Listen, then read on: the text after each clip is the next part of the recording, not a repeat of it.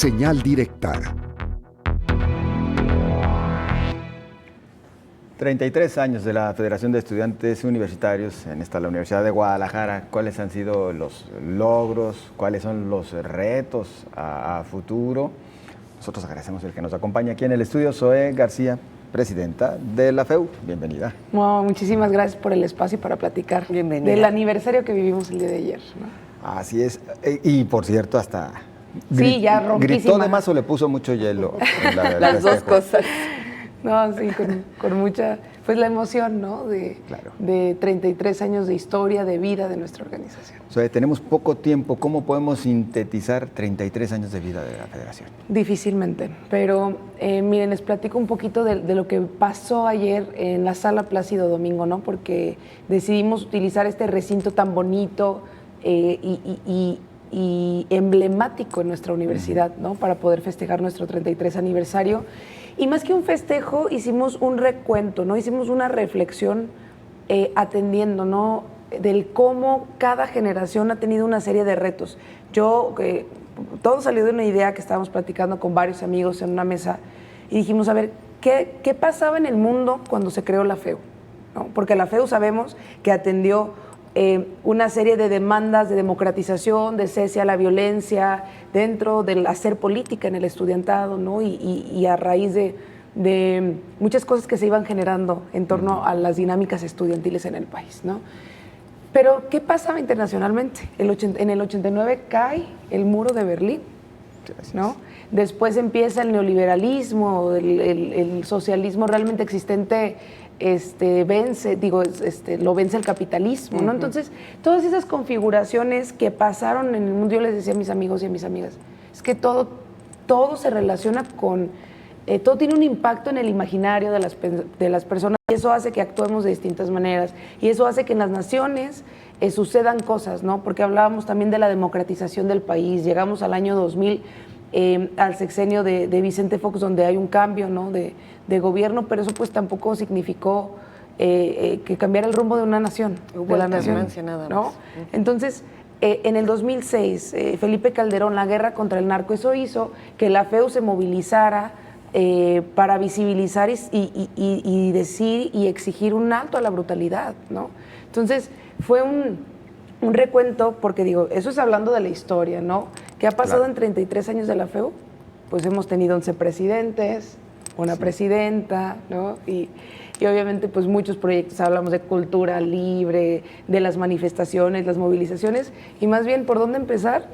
No sé, pero eso es un inicio, ¿no? Claro. Oye, Zoe, y en este tiempo que te ha tocado, ¿qué ha sido lo más difícil o qué destacarías?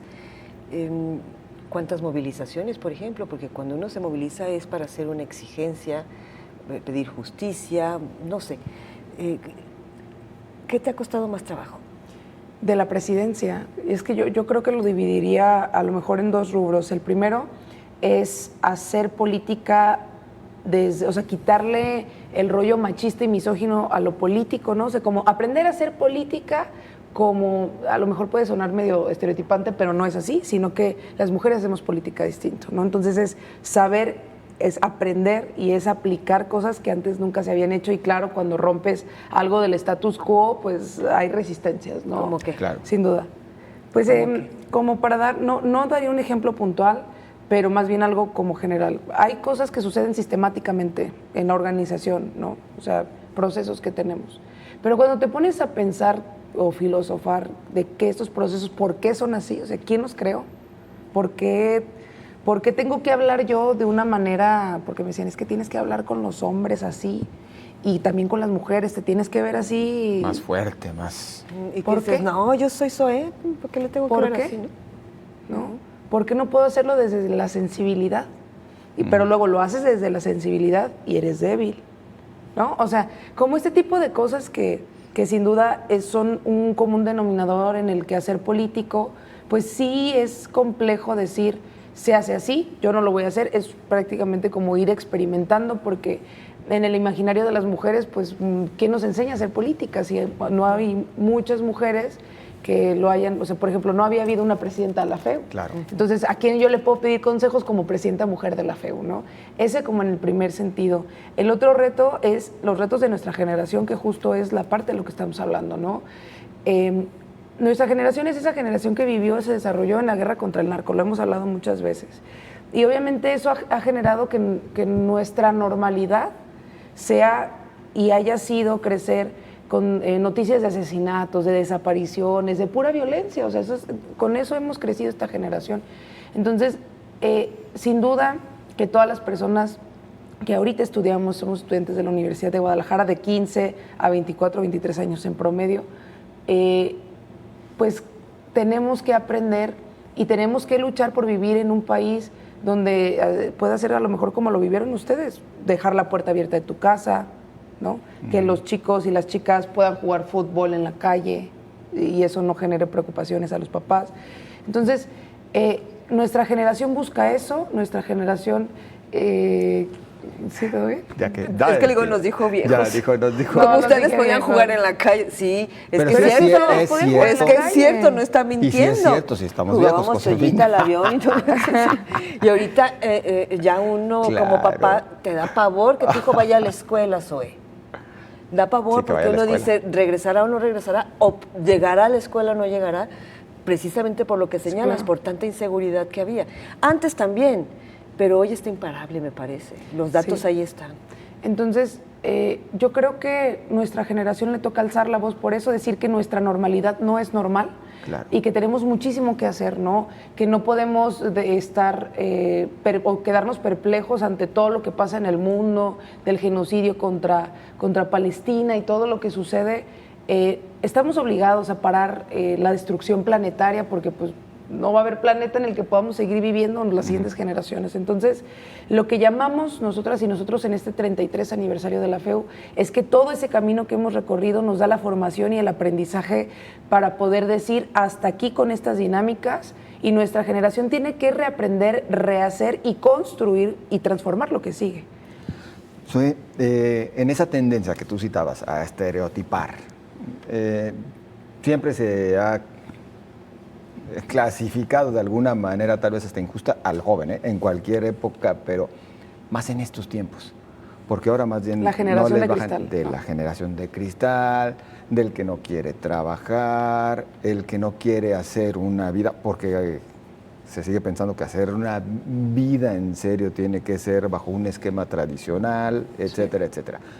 ¿Cómo va a lograr esta generación pues romper todos esos mitos? Es que yo creo que nuestra generación ya los rompió.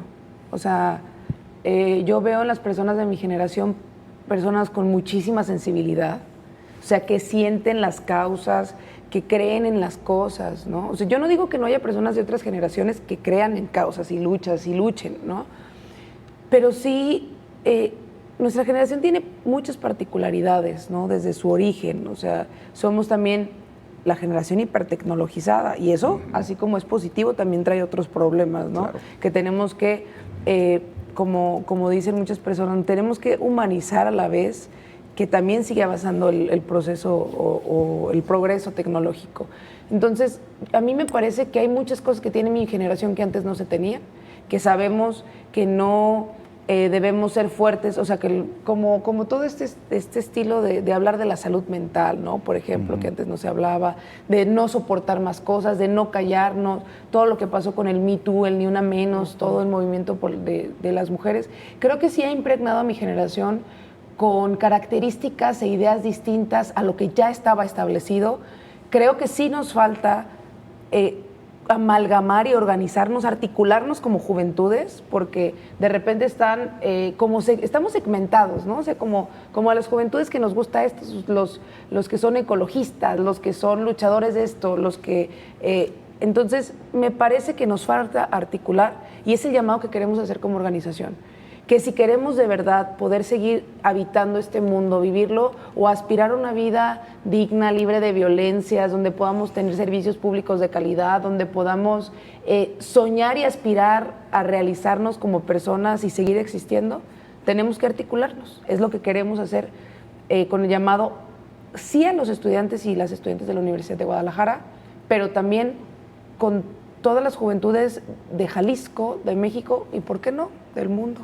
Yo creo que coincido, sí hay que hacer que hay que articular para que la cadena engrane, porque me parece que está como muy disperso, tú luchas por esto, tú luchas por aquello, que no está mal, pero ahora sí que, si me permiten las y los jóvenes, hay prioridades, ¿no? Yo traigo 2 temas y muy poquito tiempo. Tú ya tocaste uno, bueno, los 2, pero así muy por encimita. Este plan anunciado con el tema de las desapariciones forzadas y zona metropolitana es un foco rojo. Este plan de intervención que va a arrancar en Zapopan y que apoya a la Universidad de Guadalajara, si está focalizado, es todo Jalisco, pero el mayor número de desaparecidos en zona metropolitana, ¿por qué no hacerlo en toda zona metropolitana?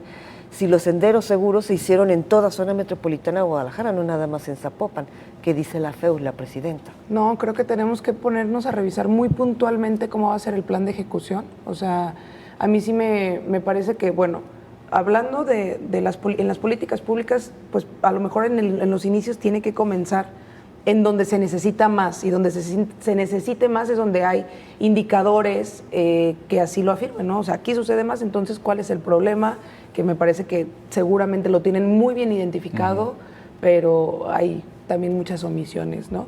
Entonces, a mí me parece que sí tendremos que revisar muy bien eso, y yo pues también les digo a las autoridades que cuentan con nuestra organización para participar, y claro que sí es muy fundamental, es que es muy importante. Sí. O sea, no podemos dejar al lado, eso creo que sí es muy importante, a las familias.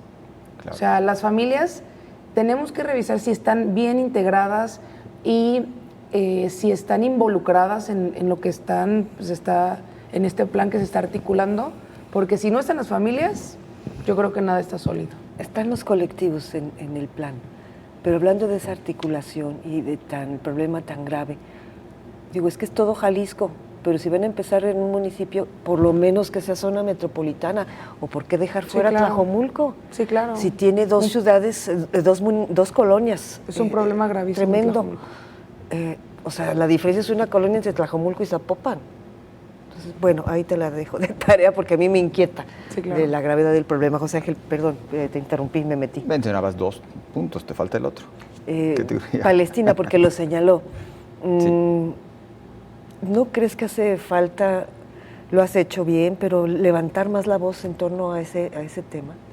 Estamos generando una ruta de acciones, empezamos desde el año pasado, o sea, nosotros desde hace más de un año hemos estado señalándolo, hemos movilizado a los estudiantes, y una parte muy importante que a lo mejor es la que no se ve, que a lo mejor es la que no se siente, ¿no?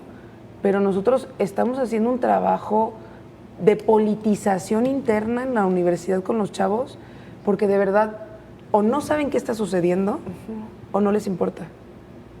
Y a lo mejor no se ve que estamos en los espacios universitarios con nuestros amigos, con nuestras amigas, diciendo y explicando la línea cronológica, qué ha pasado, por qué está pasando esto, y explicar el por qué es importante hablar de esto, visibilizarlo, compartirlo. Y quizás a lo mejor sentimos frustración, porque nos sentimos, lo platicaba con una amiga, nos sentimos 2 chavitas contra el mundo, nos sentimos una generación de chavitos y chavitas contra el mundo y contra un sistema y el imperialismo, podríamos decirlo, ¿no? Pero entonces, pues, ¿qué podemos hacer? O sea, ¿qué va a alcanzar para hacerlo? Pero nosotros vamos con los chavos, con las chavas, les explicamos qué está pasando y seguimos generando una red, aumentándola, de personas que están alzando la voz por Palestina, y a mí eso me parece sumamente valioso. O no saben o no les importa, o pueden ser las dos, y tienes razón.